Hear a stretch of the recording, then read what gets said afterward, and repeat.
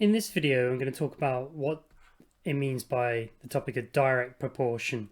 And this is just a description video, really. We're not going to do any kind of maths, really, in this video or any kind of questions. It's just about what this topic is about. Okay, so direct proportion is to do with how variables are connected together. And it's to do with the proportional change in one variable. So, for example, let's look at the notation first of all. Here we have P and this fish symbol, this sort of alpha symbol, and Q on the right here.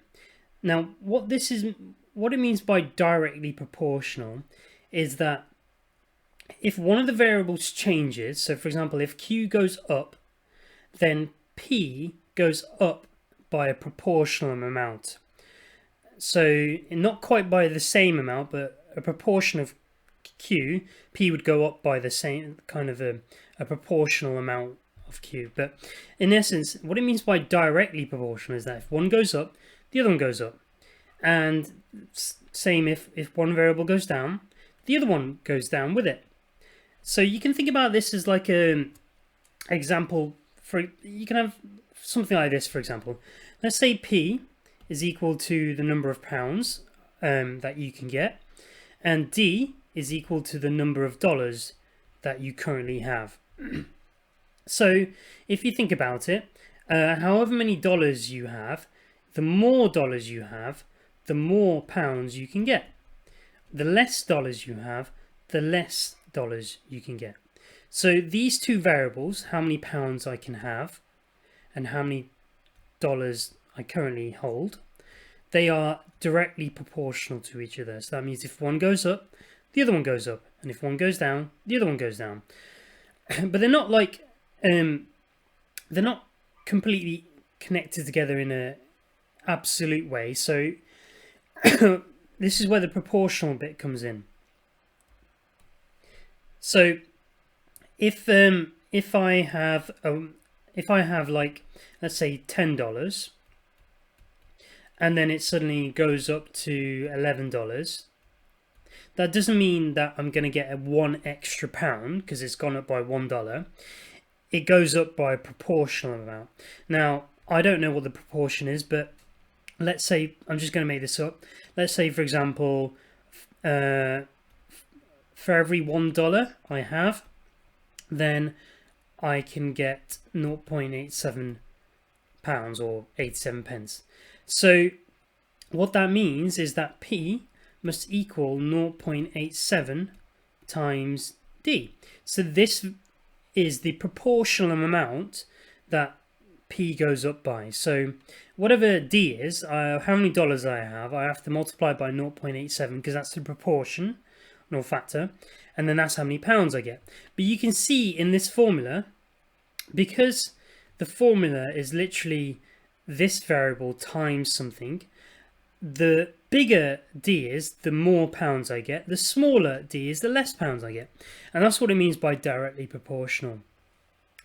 But in directly proportional, we don't just look at, like, for example, dollars to pounds. We look at other things as well. So let's look at something else. Let's say, for example, I have a room that is a square. Okay, so this is a square, and let's say its length is L, but because it's a square, its width would also be L, and L is measured in meters. Now let's say I want to kind of carpet this room, and the place where I'm going to buy some carpet, they charge the following. For every meter squared of carpet I buy, it's going to cost, let's say, I don't know, like £15 or something. I'm just making this up, so it might be more, it might be less. But every square meter I buy, it's going to cost £15. Now, I want to think about how the price to carpet this room would relate to this variable L. So P is equal to the price, or the cost I'm going to pay to carpet the room, and L is the kind of the width of the room, the side of the width and the length. So width and length of the square room. So how are these two variables connected? Well, okay, in order to work out how much it would cost to carpet this room, I would need to work out the area of this room, so I'd have to work out L squared because it's length times width, and then I'd have to multiply that by 15 because it's £15 for every square meter. L times L would be L squared, that's how many square meters I have, and it's £15 for every one of them. And then that's the price I would pay. So this is the formula that connects the two variables together. So, but if you look at the formula and just the variables, okay, we would say that P is directly proportional to L squared. Not L, but L squared. Because in order to work out the price, I have to square L first. So these two variables are not connected like this. They're not connected like that. P is not directly proportional to L. It's proportional to L squared. Because when you work out L squared, you just multiply by 15, and that tells you what the price is. So that's how these two variables are connected. So in our last one, it was just basically P is directly proportional just to the other variable, but in this case it's the other variable squared. So that's kind of like how proportion works. It's not just one variable, it could be the square of the other variable.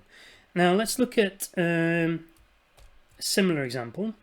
Let's say I have a tank, a fuel tank, let's say,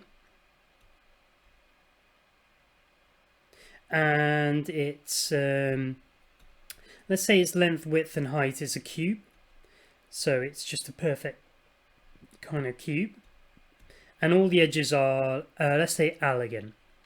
Now I want to fill this tank with something, I don't know, petrol or whatever, or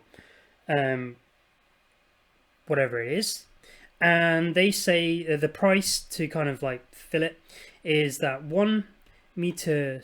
Okay, let's make it centimeters, so that makes more sense. 1 centimeter cubed is going to cost me, I don't know, £1.63. Now what would be the price to fill this tank? Well, to fill that tank you'd have to work out L cubed, because that would be the volume of the tank, and then you'd multiply it by 1.63, and that will be the price to fill the tank. Because every litre cubed, when you do L cubed, that tells you how many centimeters cubed of volume you have, and then it's for every centimeter cubed you have, you'd have to multiply it by 1.63, because that's the price per 1 centimeter cubed.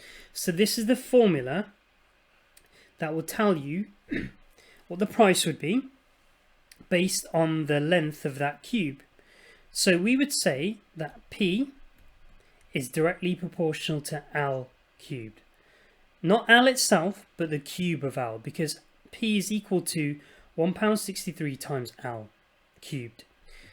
So that means if I make the cube bigger, so if I make L bigger, the price goes up, but if I make L smaller, the price goes down.